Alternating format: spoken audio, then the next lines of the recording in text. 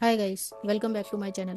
तो जैसे कि आप लोग जानते हैं कि हमारी नॉवल नरेशन सीरीज़ चल रही है of a thousand splendid suns bye Khalid Husaini. Last time हमने किया था चैप्टर नंबर 12 और अब हम करेंगे चैप्टर नंबर 13। तो चलिए शुरू करते हैं। डॉक्टर से वापस घर आते हुए बस में मरियम को सब कुछ अजीब सा खूबसूरत लग रहा था। जो चीज़ें वो रोज़ देखती थी, कंक्रीट की बिल्डिंग्स, टीन की छतों वाली दुकानें, सड़क के किनारे बहने वाला गंदा पानी, सब कुछ आज उसे अलग नजर आ रहा था। जैसे उसकी आंखों के सामने एक रंगों भरा नया जहां खुल गया हो। रशीद भी आज कुछ ज्यादा ही खुश था। वो धीरे धीरे गाना गा रहा था और बस के हर झटके पर उसका हाथ बेइख्तियार मरियम के पेट पर आ जाता। उसके जहन में अब सिर्फ एक बात थी, बच्चा लड़का होगा। जलमाई कैसा रहेगा? रशीद ने कहा। फिर वो खुद ही बोला, अच्छा पाश्तून नाम है। मरियम ने धीरे से कहा, लेकिन अगर लड़की हुई तो? रशीद ने बिना ज़्यादा सोचे जवाब दिया, मुझे लगता है लड़का ही होगा। मरियम ने कुछ नहीं कहा, लेकिन उसके लिए ये सवाल सिर्फ नाम का नहीं था। उसके अंदर एक माँ की उम्मीद जन्म ले रही थी। वो चाहती थी कि उसका बच्चा सेहतमंद हो, चाहे बेटा हो या बेटी। तभी बस में अचानक लोगों की हल्की सी आवाज़ और हलचल शुरू हुई। कुछ लोग खिड़की की तरफ देख रहे थे और दूसरे भी अपनी सीट से झुककर देखने लगे। रशीद ने भी मरियम को ध्यान बाहर की तरफ दिलाया। देखो वहाँ। और मरियम ने भी खिड़की के पार देखा। इस सीन में मुझे सबसे इंटरेस्टिंग चीज़ मरियम की बदलती हुई नज़र लगती है। अभी तक मरियम की ज़िंदगी में डर, तन्हाई और मजबूरी ज़्यादा थी, लेकिन प्रेगनेंसी के बाद उसके अंदर एक नई उम्मीद पैदा हुई थी। उसे दुनिया पहली बार जितनी खूबसूरत नज़र आ रही थी, जैसे उसके होने वाले बच्चे ने उसकी आंखों में भी नए रंग भर दिए हों। लेकिन साथ ही एक चीज़ इम्पोर्टेंट थी, रशीद बार बार लड़का होने की बात करता था। मरियम के लिए शायद बच्चा सिर्फ बच्चा है, लेकिन रशीद के लिए जेंडर की एक्सपेक्टेशन पहले से ही मौजूद है। आगे चलकर ये डिफरेंस उनके रिश्ते में बहुत इम्पोर्टेंट हो सकता है। घर लौटते वक्त मरियम ने देखा कि लोग सड़कों पर रुककर आसमान की तरफ देख रहे थे। ट्रैफिक लाइट्स पर गाड़ियां रुकी हुई थीं और हर तरफ से लोग खिड़कियों से बाहर झांक रहे थे। फिर मरियम ने देखा, काबुल पर पहली स्नोफॉल हो रही थी।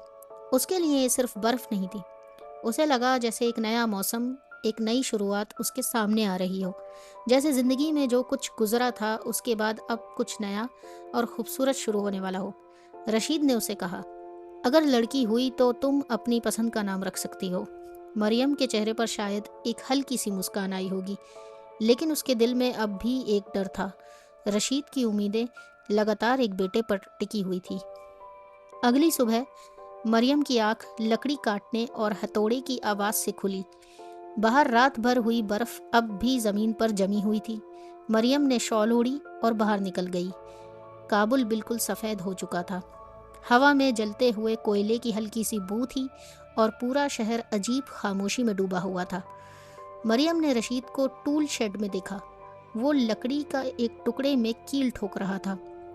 मरियम को देखकर उसने कहा, मैं तुम्हारे लिए सरप्राइज बना रहा था। बच्चे को क्रिप चाहिए होगा। ये सुनकर मरियम खुश तो हुई, लेकिन साथ ही उसके दिल में एक हल्का सा बोझ भी था। रशीद ने क्रिप भी बेटे के लिए सोचकर बनाना शुरू कर दिया था। कल तक जो प्रेगनेंसी मरियम के लिए सिर्फ खुशी और उम्मीद थी, अब उस पर रशीद की एक्सपेक्टेशंस का साया पड़ने लगा था। रशीद ने लकड़ी काटते हुए घर की दूसरी चीज़ों की भी फिक्र करनी शुरू कर दी। स्टेयर्स को बच्चे के लिए सेफ करना होगा, स्टोव और नाइफ्स को उसकी पहुंच से दूर रखना होगा। यानी रशीद अपने तरीके से एक बाप बनने की तैयारी कर रहा था। मुझे इस सीन में सबसे खूबसूरत कॉन्ट्रास्ट स्नोफॉल और मरियम की प्रेगनेंसी का लगता है। बाहर पूरी दुनिया बर्फ से ढक रही थी और मरियम के अंदर एक नई जिंदगी जन्म ले रही है, लेकिन साथ ही एक सटल टेंशन भी है। मरियम बच्चे को लेकर एक्साइटेड है, जबकि रशीद पहले ही उसे बेटा समझकर फ्यूचर प्लान कर रहा है। और यही से एक इम्पॉर्टेंट सवाल उठता है, क्या रशीद के लिए मरियम का बच्चा सिर्फ एक बच्चा होगा या एक बेटा होने की उसकी उम्मीद का हिस्सा? रशीद ने मरियम से कहा, ज़्यादा एहतियात की ज़रूरत नहीं होती, लड़के तो वैसे भी थोड़े बेपरवाह होते हैं। मरियम ने बस अपनी शॉल और मजबूती से लपेट ली। अगली सुबह रशीद ने कहा कि वो अपने दोस्तों को डिनर पर बुलाएगा ताकि इस खुशी को सेलिब्रेट किया जा सके। मरियम पूरी सुबह घर की तैयारियों में लगी रही। دال صاف کی، چاول بھگوئے، بورانی کے لیے بیگن کاٹے اور اوشاک کے لیے لیک اور قیمہ تیار کیا۔ برف دوبارہ گر رہی تھی، پھر بھی اس نے گھر کو اچھی طرح صاف کیا، پردے جھاڑے اور مہمانوں کے لیے گدیاں اور کشن سجا دیے۔ شام ہونے تک سب تیار تھا۔ مریم اپنے کمرے میں لیٹ گئی۔ نیچے سے مردوں کی ہنسی، باتیں اور مذاق کی آوازیں آ رہی تھیں، لیکن مریم کا دھیان ان آوازوں پر نہیں تھا۔ اس کا ہاتھ بار بار اپنے پیٹ پر جا رہا تھا۔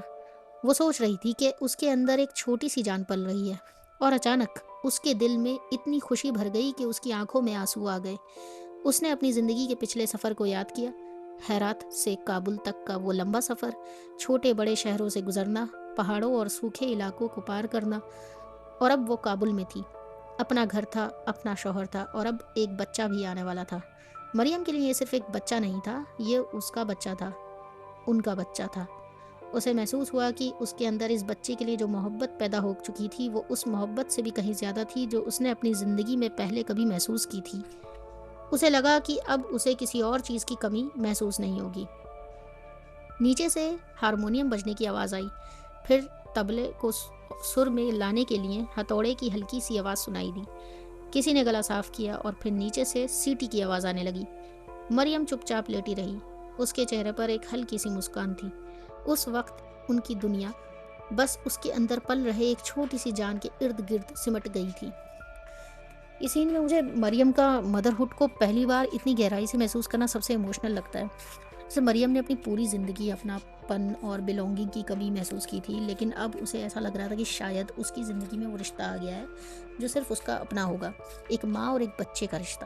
اور اسی لیے اس کی پریگننسی کی خوشی صرف ماں بننے تک ہی محدود نہیں تھی، یہ مریم کے لیے اپنی زندگی میں پہلی بار کسی چیز کو پوری طرح اپنا کہہ پانے کی امید بھی تھی۔ مریم نے اپنے پیٹ پر ہاتھ پھیرتے ہوئے دھیرے سے مسکرایا۔ ڈاکٹر نے کہا کہ ابھی بچہ بہت چھوٹا ہے، انگور سے بھی چھوٹا۔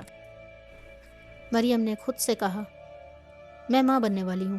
وہ بار بار یہ جملہ دہراتی اور خود ہی ہنس دیتی۔ جب بھی وہ اپنے ہونے والے بچے کے بارے میں سوچتی، اس کا دل خوشی سے بھر جاتا۔ ایسا لگتا جیسے اس کی زندگی کے سارے غم، تنہائی اور وہ ساری کمیاں جو اس نے سالوں سے محسوس کی تھی، دھیرے دھیرے پیچھے چھوٹ رہی ہیں۔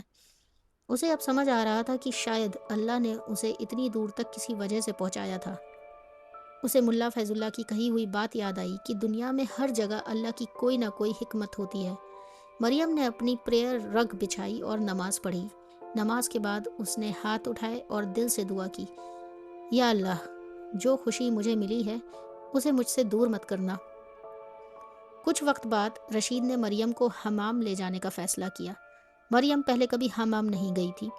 رشید نے اسے بتایا کہ باہر کی ٹھنڈی ہوا میں نکل کر گرم حمام سے آنے والی گرمی کا احساس بہت اچھا لگتا ہے۔ حمام کے اندر ہر طرف بھاپ تھی، عورتوں کی ہلکی باتیں، پانی کی آواز، لڑکیوں کی ہنسی اور بزرگ عورتوں کی آوازیں، سب کچھ اس بند جگہ میں گونج رہا تھا۔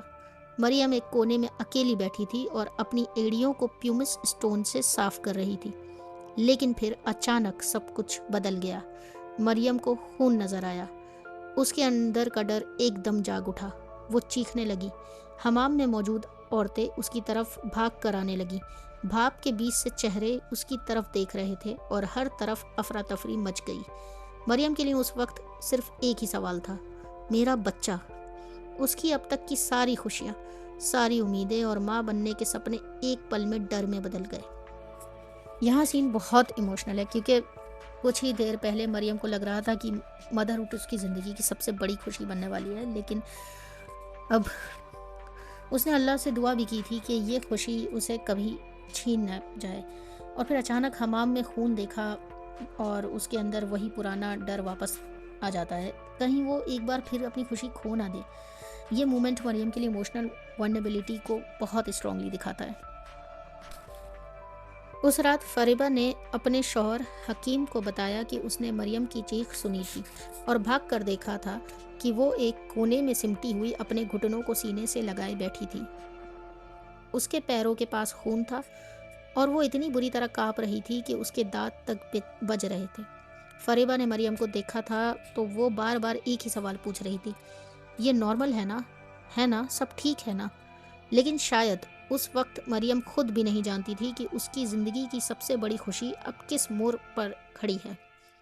اس کے بعد مریم اور رشید ایک بار پھر بس میں سفر کر رہے تھے۔ باہر برف گر رہی تھی، اس بار سنو فال اور بھی زیادہ تھی۔ سڑکوں کے کنارے، گھروں کی چھتوں اور پیڑوں پر برف جمع ہو رہی تھی۔ مریم کھڑکی سے باہر دیکھتی رہی۔ باہر بچے ایک کالے کتے کے پیچھے بھاگ رہے تھے اور بس کو دیکھ کر ہاتھ ہلا رہے تھے۔ مریم نے رشید کی طرف دیکھا، لیکن رشید کی آنکھیں بند تھیں۔ وہ پہلے کی طرح گانا نہیں گا رہا تھا۔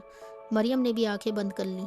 اسے بس ایک ہی خواہش تھی، کاش میں اس بس سے باہر نکل جاؤں، کاش میں اس ٹھنڈ، اس ڈر اور اس سب سے دور چلی جاؤں۔ گھر پہنچنے کے بعد رشید نے مریم کو کمبل سے ڈھک دیا، لیکن اس کے اس جیسچر میں پہلے جیسی نرمی نہیں تھی۔ رشید ڈاکٹر کے جواب سے غصے میں تھا۔ اس نے کہا، ڈاکٹر کو پیسے دیتے ہو تو تمہیں صرف اللہ کی مرضی سننے کے لیے نہیں بھیجا تھا؟ مریم چپ رہی۔ اس نے کہا کہ رشید کو تھوڑا آرام کرنا چاہیے، لیکن رشید بس ایک ہی بات کو غصے میں دہراتا تھا، اللہ کی مرضی۔ اور پھر وہ اپنے کمرے میں چلا گیا۔ مریم پورا دن صوفہ پر لیٹی رہی، کھڑکی کے باہر برف گرتی رہی۔ برف کے ان گھومتے ہوئے ٹکڑوں کو دیکھ کر اسے نانا کی ایک بات یاد آ گئی تھی، ہر اسنو فلیک جیسے کسی کی نکلی ہوئی ایک آہ۔ اور شاید اس وقت مریم کو بھی لگ رہا تھا کہ اس کے اندر کی ساری امیدیں دھیرے دھیرے انہی برف کے ٹکڑوں کی طرح پگھل رہی ہیں۔ مریم کو نانا کی وہ بات یاد آ گئی جب نہانا کہا کرتی تھی کہ آسمان سے گرنے والا ہر اسنو فلیک دنیا میں کہیں نہ کہیں کسی دکھی عورت کی ایک آہ ہوتی ہے۔ وہ ساری آہیں آسمان کی طرف اٹھتی ہیں، بادلوں میں جمع ہوتی ہیں اور پھر چھوٹے چھوٹے اسنو فلیکس بن کر زمین پر گرتی ہیں۔ نانا کے لیے برف صرف برف نہیں تھی، وہ عورتوں کے درد کی ایک یاد تھی۔ نانا کہتی تھی، یہ ہمیں یاد دلاتا ہے کہ ہم جیسی عورتیں کتنا سہتی ہیں اور کتنی خاموشی سے سب کچھ برداشت کرتی ہیں۔ اور مریم صوفہ پر لیٹی ہوئی کھڑکی کے باہر گرتی برف کو دیکھتی رہی۔ اس کے لیے بھی اس وقت ہر اسنو فلیک جیسے ایک چھوٹی سی آہ بن گیا تھا، ایک ایسی آہ جو ہوا میں گھل کر آسمان تک جاتی ہے مگر زمین پر کسی کو سنائی نہیں دیتی۔ تو دوستو، یہاں ہمارا یہ چیپٹر نمبر 13 ختم ہوتا ہے، اور نیکسٹ ویڈیو میں ہم کریں گے چیپٹر نمبر 14۔ ہمارے چینل کو پلیز سبسکرائب کیجیے۔ تب تک کے لیے گڈ بائے۔